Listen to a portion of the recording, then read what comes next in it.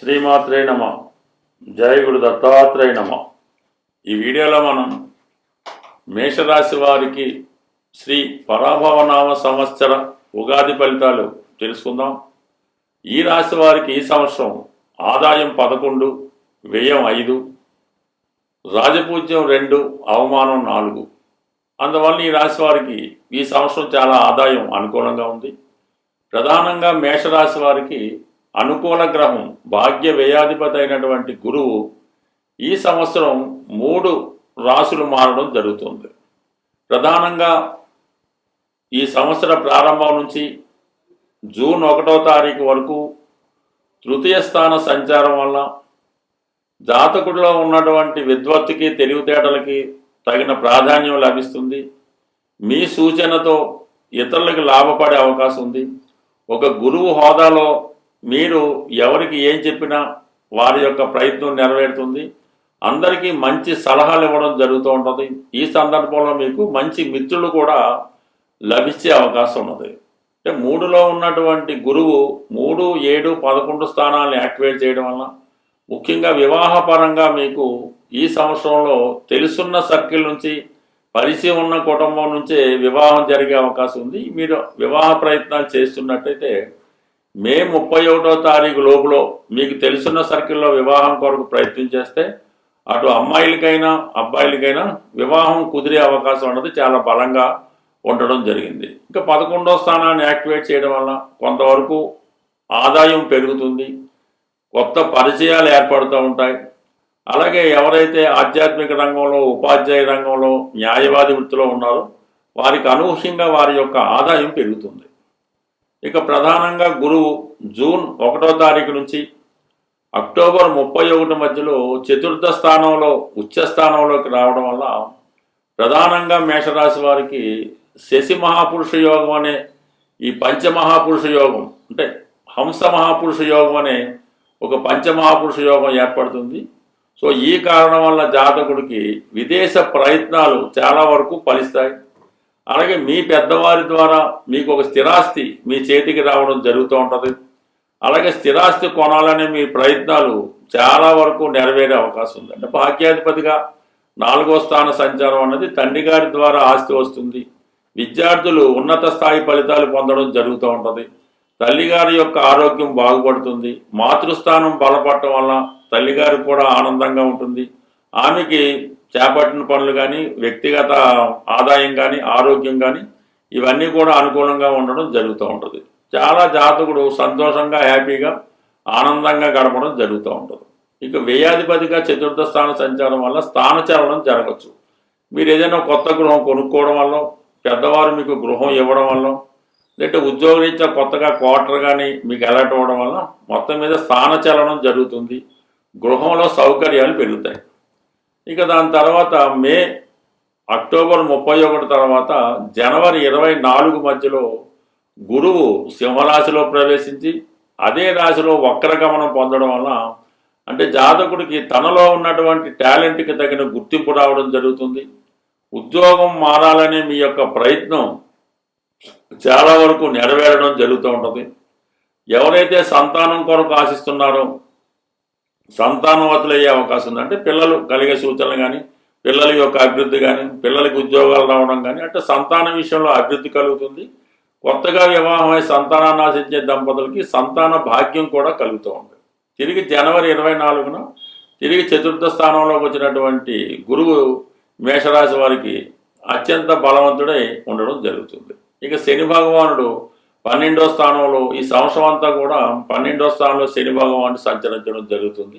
ఇది ప్రధానంగా ఆదాయం మీద, ఆదాయం కన్నా ఖర్చు ఎక్కువ నడుస్తూ ఉంటుంది.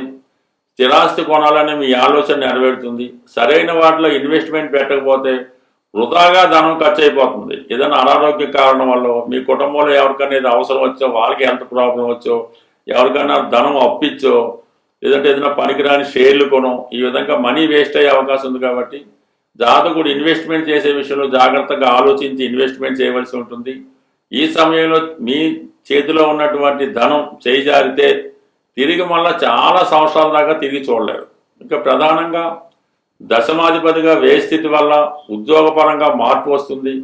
దూర ప్రాంతంలో ఇన్వెస్ట్ చేస్తారు, దూర ప్రాంతంలో పెట్టుబడి పెట్టాలని మీ ఆలోచన నెరవేరుతుంది.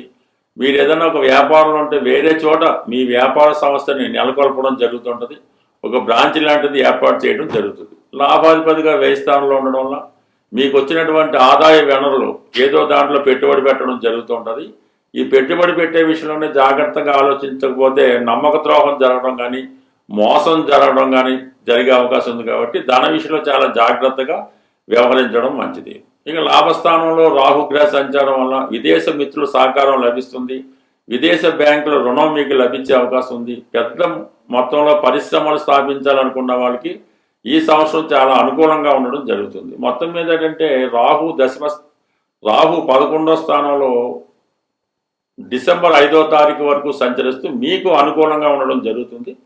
డిసెంబర్ 5 తర్వాత దశమ స్థానంలో ప్రవేశించడంతో ఎవరైతే కొత్త ఉద్యోగం కొరకు, అది రైల్వేస్లో కానీ, సినిమా ఇండస్ట్రీలో కానీ, ఎయిర్లైన్స్లో కానీ, సాఫ్ట్వేర్లో కానీ ఉద్యోగ ప్రయత్నాలు చేస్తున్న వారికి, కొత్త టెక్నాలజీ ఉపయోగించి ఏదన్నా మీకు సంస్థను ప్రారంభించాలనుకున్న వాళ్ళకి కంపల్సరీగా దశమ స్థానంలో రాహు డిసెంబర్ 5 తర్వాత వృత్తిపరంగా యోగించే అవకాశం ఉంటుంది. స్వస్తి.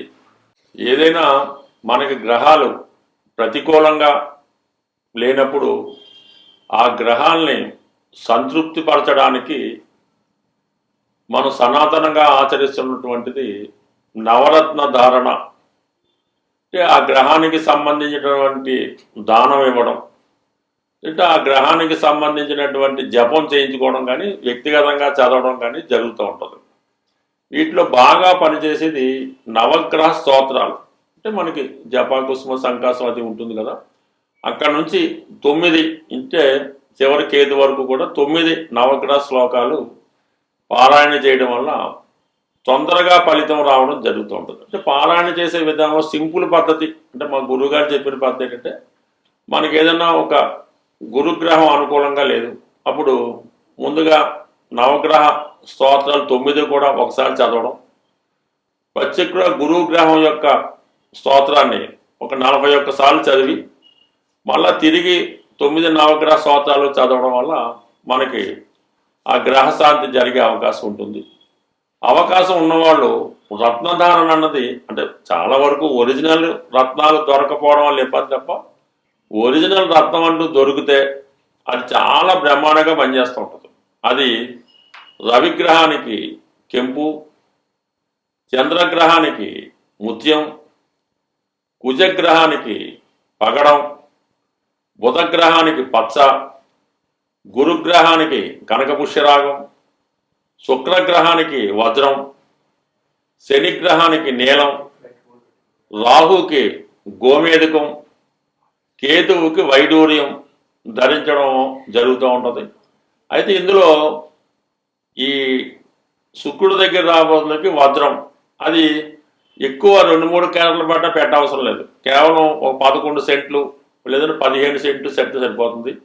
అయితే మినిమం మిగతా ఈ కెంపు కానీ పచ్చ కానీ కనకపుష్ప కానీ 1 క్యారెట్ ఉంటే 99% సరిపోతుంది. పెద్ద ఏజ్ ఉన్న వాళ్ళకి పెద్దది ధరించాలని, చిన్న ఏజ్ ఉన్న వాళ్ళకి చిన్నది ధరించాలన్నటువంటి భేదం అన్నది అది వ్యాపార ధోరణి అవుతుంది తప్ప మామూలుగా అయితే కాదు. నిరభ్యంతరంగా ఎటువంటి ఫేక్ కాకుండా మంచిది 1 క్యారెట్ ధరించినా అది 100% మీకు ఫలితం లభిస్తుంది. అయితే కేవలం రత్నధారణ ఒకటే కాకుండా రెగ్యులర్గా నవగ్రహ స్తోత్రాలు పారాయణ చేస్తూ ఏ గ్రహానికి సంబంధించినటువంటి కొన్ని ఈ ఆహార పదార్థాలు ఉంటాయి, అవి గోవుకి పెట్టడం వల్ల కూడా మీకు ఆ గ్రహశాంతి అవుతూ ఉంటుంది.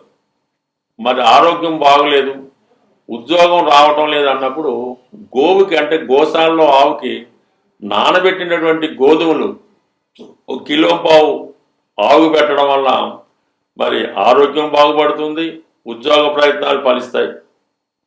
ఈ విధంగా ఈ ఆవుకి ఆహారంగా పెట్టడం, ఈ విధంగా అనేక రకాల పరిహారాలు ఉంటాయి. చాలా ఈజీగా, ధనం ఇబ్బంది ఉంది, ఆర్థిక పరంగా బాగా చిరిగిపోయాం, ఏ దారి కనబట్టలేదు అనుకున్న వాళ్ళు కొద్దిపాటి చిన్న రెమెడీ చేసి చూడండి, బ్రహ్మాండంగా పనిచేస్తే. ఏంటంటే ఒక 100 గ్రాములు గోధుమ నూక, అందులో ఒక 100 గ్రాములు పంచదార కలిపి ఒక 100 గ్రాములు నెయ్యి, ఈ మూడు కలిపి చక్కగా ఒక ఉండలాగా లడ్డులాగా పౌడర్లా చేసి ఆ పౌడర్ని చీమలు ఉన్న ప్రదేశంలో, ఏ చీమలన్నా పర్లేదు, ఆ చీమలు ఉన్న ప్రదేశంలో మంగళవారం రోజు ఆ చీమలకు ఆహారంగా వేయడం వల్ల, ఈ విధంగా మీరు ఒక 8 వారాలు చేయడం వల్ల ఎంత గొప్ప ఆర్థిక సమస్య అయినా 100% పరిష్కారం అయ్యే అవకాశం ఉంది. బట్ ఏదైనా ఇందులో నమ్మకం అన్నది వెరీ ఇంపార్టెంట్. మీరు ఎంత నమ్మకంతో పరిహారం చేస్తే అది అంత బాగా పనిచేస్తుంది. నమ్మకం లేకుండా మీరు ఎంత గొప్ప ప్రయత్నం చేసినా అది వేస్ట్గానే మిగిలిపోతుంది. స్వస్తి.